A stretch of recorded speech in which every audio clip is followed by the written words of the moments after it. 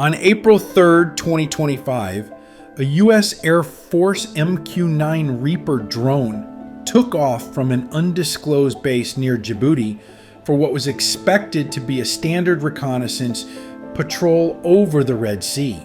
The MQ-9, loaded with surveillance equipment and a full flight plan, climbed silently into the sky, tasked with tracking shipping lanes and watching for potential Houthi activity along the western coast of Yemen. But a few hours into its mission, everything changed. As the drone cruised at high altitude in international airspace near Al Hudaydah, Houthi forces fired a surface-to-air missile. The Reaper deployed flares and attempted evasive maneuvers, but this time it wasn't enough. The missile struck its target.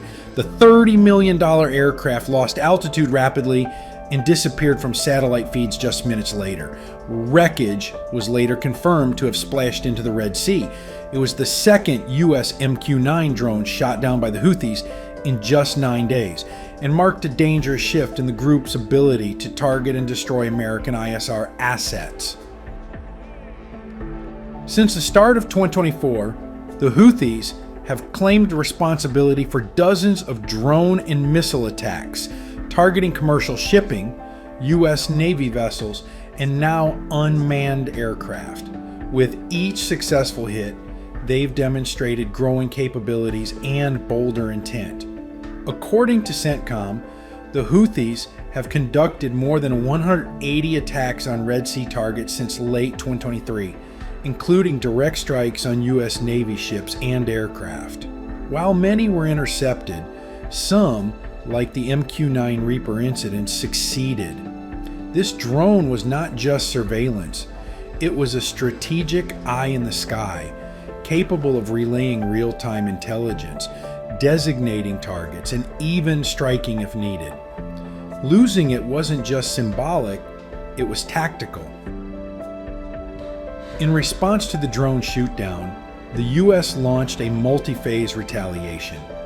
U.S. Navy destroyers operating in the Red Sea under Operation Prosperity Guardian reportedly launched Tomahawk cruise missiles targeting radar systems and suspected drone facilities inside Yemen. This initial strike was followed by air operations involving carrier-based FA-18 Super Hornets, which targeted known Houthi military infrastructure. These included drone storage depots, radar installations, and fortified bunkers. The attacks were meant not only to damage operational capability, but to send a clear message. U.S. surveillance assets are not fair game. And that was only phase 1. Follow-up airstrikes reportedly involved U.S. Air Force bombers and fighter jets conducting long-range precision strikes.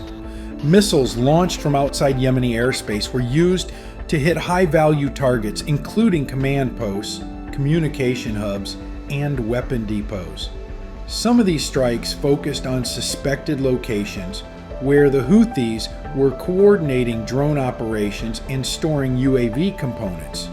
U.S. officials stated that all targets were carefully selected to minimize civilian risk. The operation marked one of the most widespread joint service campaigns in the region in recent months. Electronic warfare aircraft were also deployed to suppress remaining Houthi air defenses.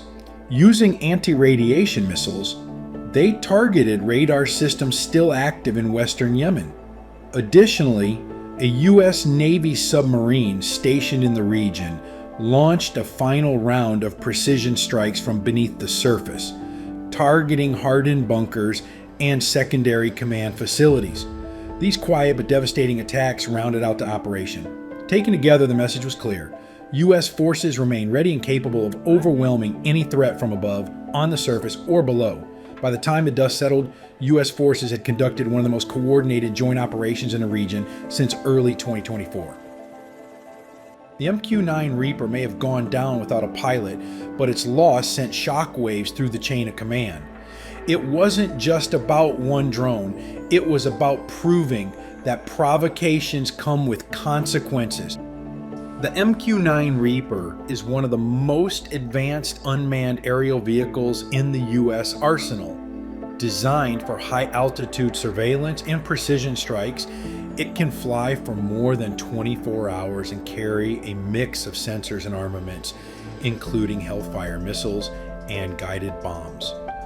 Used extensively in intelligence, surveillance, and reconnaissance (ISR) missions, the Reaper plays a critical role in monitoring hostile territory and providing real-time battlefield awareness. As of 2025, the U.S. Air Force operates over 300 MQ-9 Reapers managed by units across multiple continents. These drones are typically controlled by remote pilots stationed thousands of miles away and linked through satellite networks.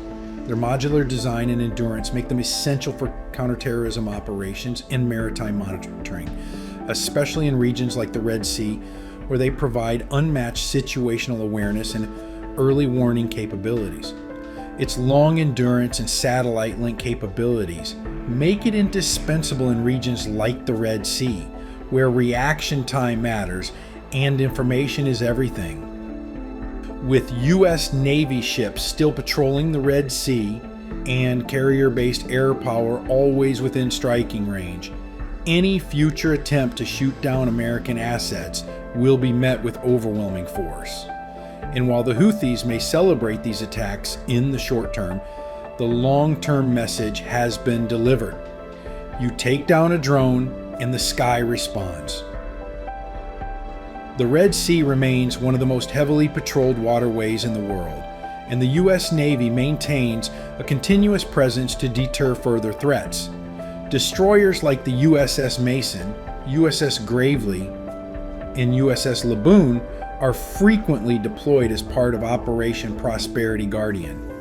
These ships operate alongside guided missile cruisers and logistics vessels, forming a rotating force ready to respond to any aerial or maritime threat. Supported by aircraft carriers and submarines, this naval shield ensures freedom of navigation and provides a powerful response platform right off the coast of Yemen. Do you think these kinds of massive retaliatory strikes are enough to stop future attacks, or will they only escalate the conflict? Let us know in the comments, and if you want more frontline stories like this, make sure to like and subscribe. Thanks for watching, and stay tuned for what's next over the Red Sea. If you enjoyed this video, make sure to hit the like button and subscribe for more real-time defense updates and military insights. We cover breaking events, powerful responses, and the tactics that shape modern warfare.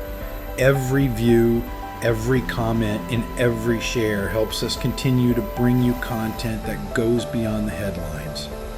Stay informed, stay sharp, and we'll see you in the next one.